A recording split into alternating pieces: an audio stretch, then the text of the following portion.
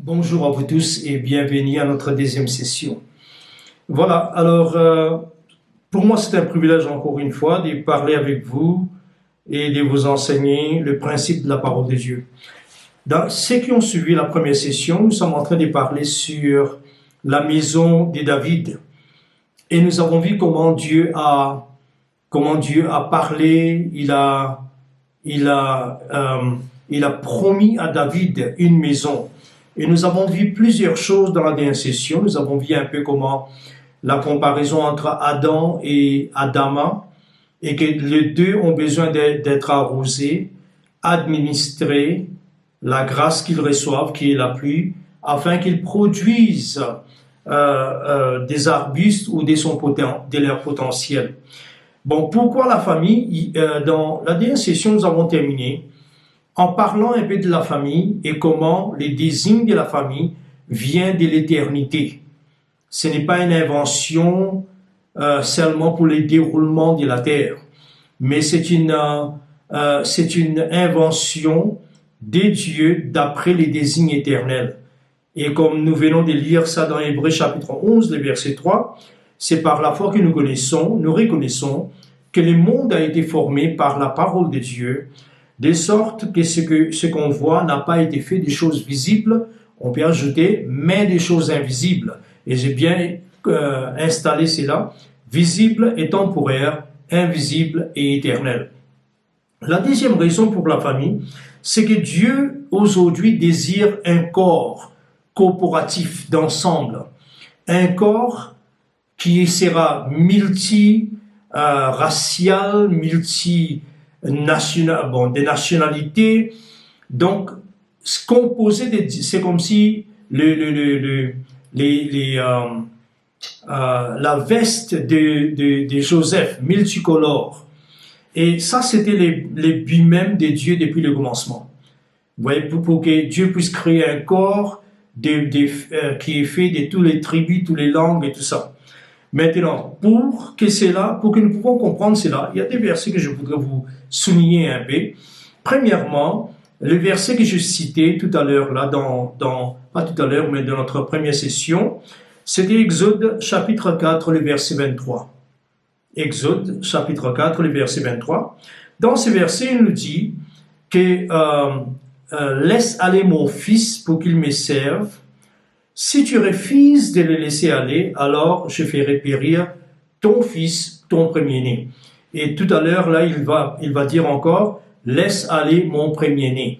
Donc, nous voyons que Dieu est en train de chercher, quoi que le salut est individuel, mais Dieu est en train de chercher un corps, un homme corporatif, c'est-à-dire qui est composé des milliards et des milliards de gens de tout âge qui ont donné leur vie à Dieu au travers de Jésus, au travers des bénéfices du Seigneur, et qui est en train de marcher dans ses voies.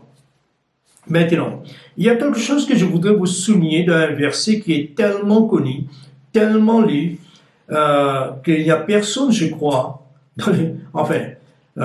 je pense qu'il n'y a personne qui est encore ignorant de ces versets. Et ces versets se trouvent dans Matthieu chapitre 16, le verset 15 à 18. Un verset très connu, Matthieu 15, 16 à 18. Il nous dit, et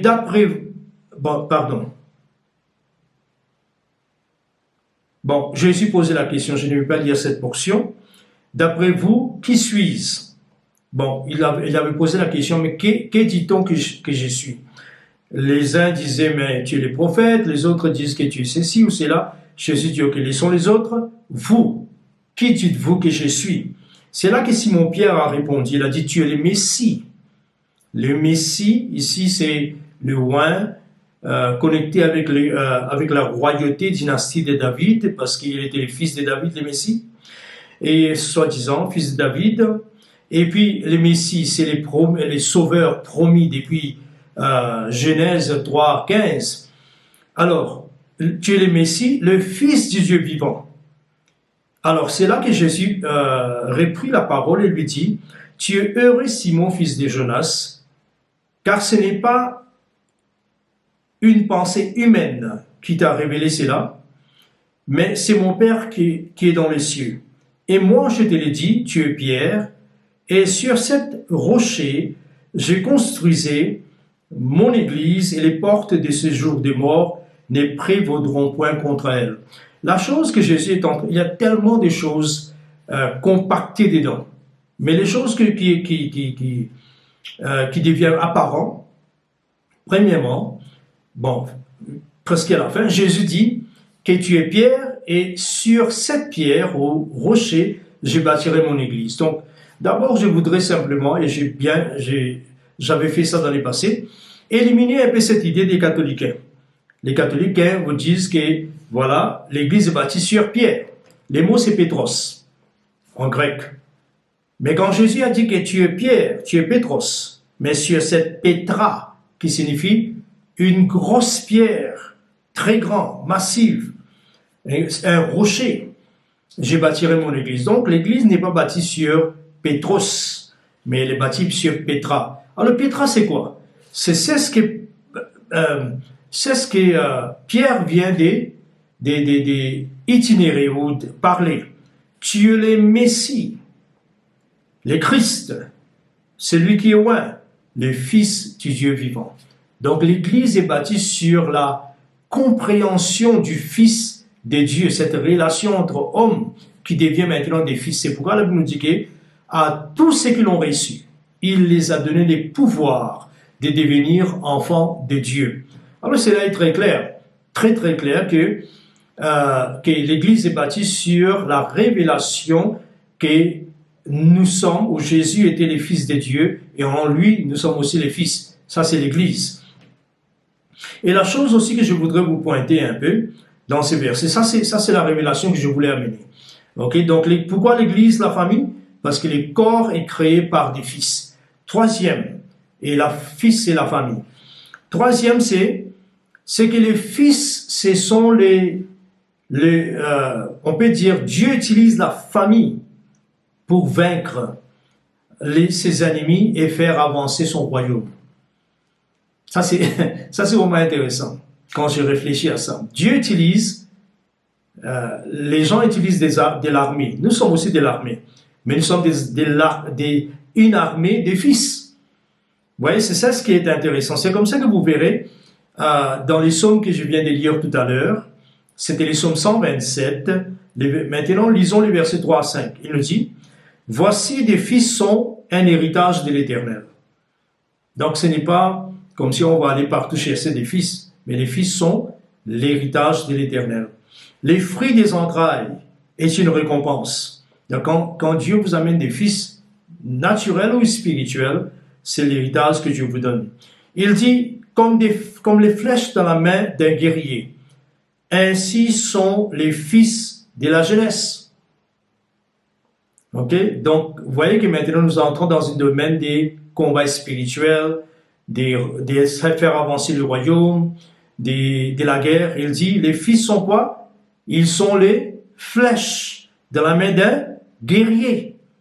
Les pères, c'est les guerriers. Il dit, heureux l'homme qui a rempli son carquois, cette pochette, cette carquois, là où on met les flèches.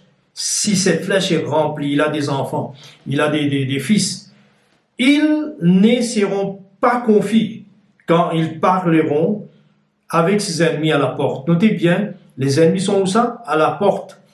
Qu'est-ce que Jésus a dit? Je bâtirai mon église et les portes de ces jours des morts ne prévaudront point contre elle. Parce que la porte dans le concept biblique, c'est les parlements que nous avons aujourd'hui. Parce qu'à la porte serait assis le roi, tous les princes ou les anciens d'Israël pour discuter les affaires de cette nation.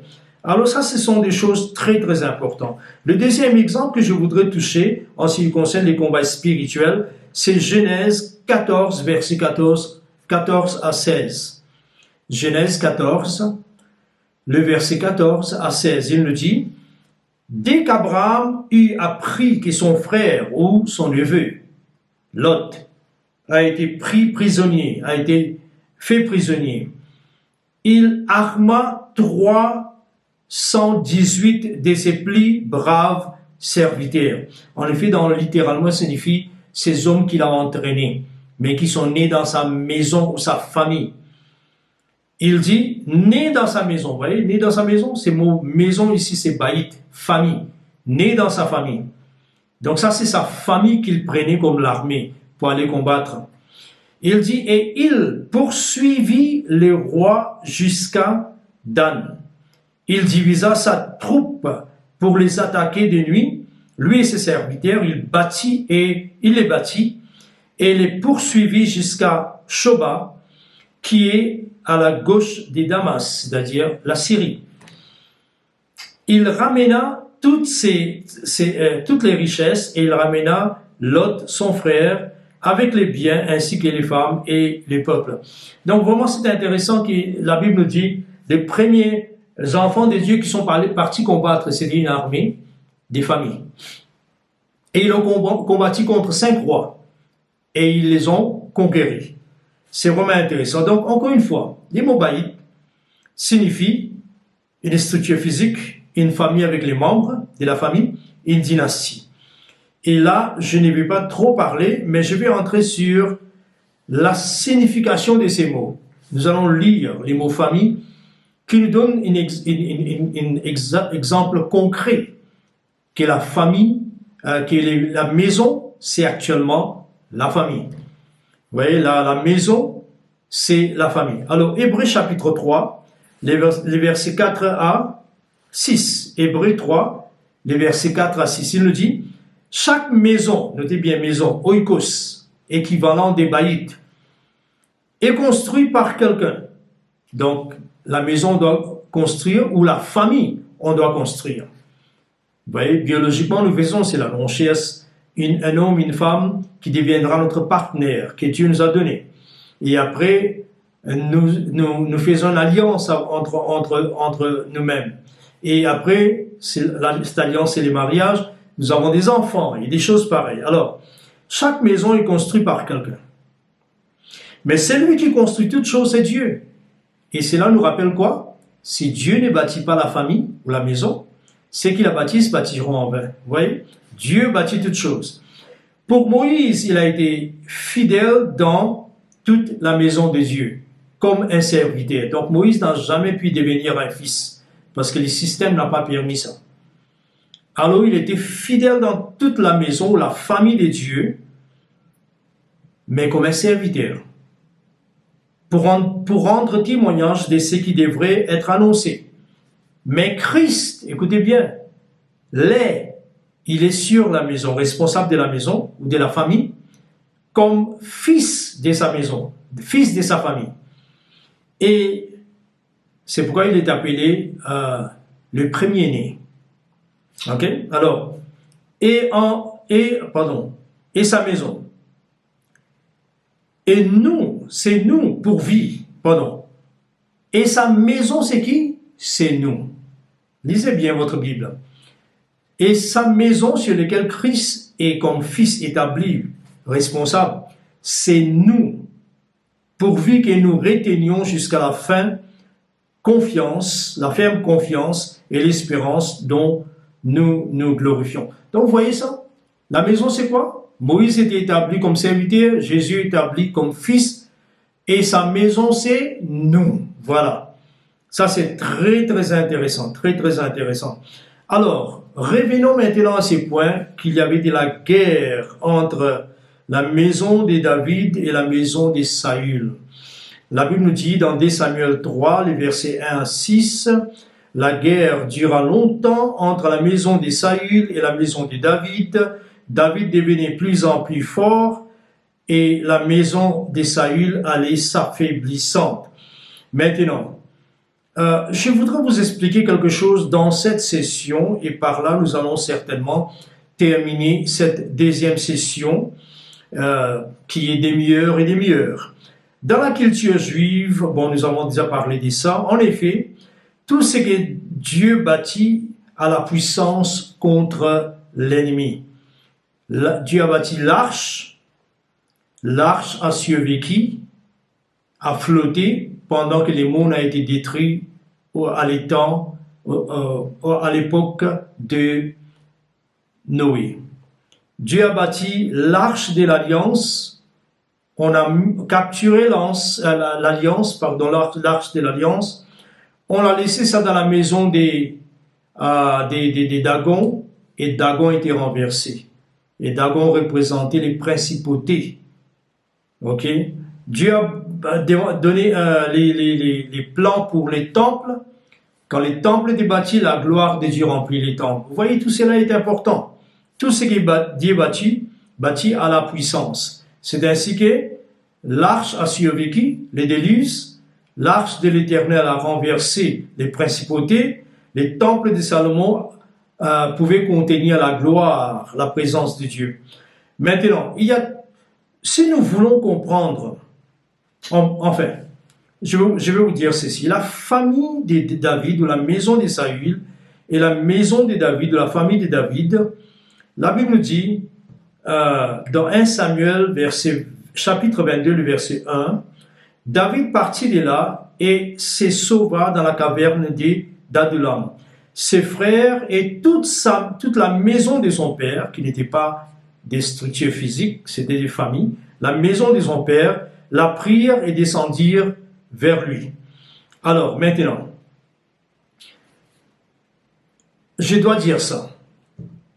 Saül représente l'ancienne fréquence et David représente la nouvelle fréquence. C'est pourquoi pendant que l'ancien est en train de mourir, aujourd'hui dans l'église globale, il y a une nouvelle église davidique qui est en train de s'émerger, qui est la fraîcheur. Par exemple, Dieu avait dit concernant la manne, il avait dit que vous devez amasser de la manne chaque matin. Les pères de la maison doivent sortir amasser de la manne pour sa famille. Donc les pères responsables doivent amasser de la grâce qui est suffisant, doit être suffisant pour sa famille. Très très important. Et c'est là que la Bible nous dit qu'il y avait un homme qui avait amassé pour le lendemain.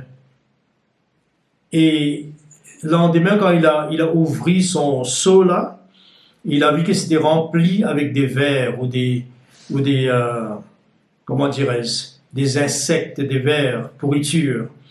Pourquoi? Parce qu'il avait voulu manger la manne d'hier. Aujourd'hui, l'une des choses que nous voyons avec la maison de Saül, c'est qu'il n'y a pas de fraîcheur. La manne que les gens mangent, ce sont les mêmes nourritures. C'est comme si vous écoutez un pasteur, vous écoutez l'autre pasteur. Ça, ce n'est pas une critique, mais c'est quelque chose de déplorable. C'est quelque chose qui nous fait douleur. Quand nous regardons, c'est là. Il semble que nous sommes en train de manger la même chose. Et puis on vomit encore et puis on mange. Mais la manne, rappelez-vous que la manne tombe là où Dieu est.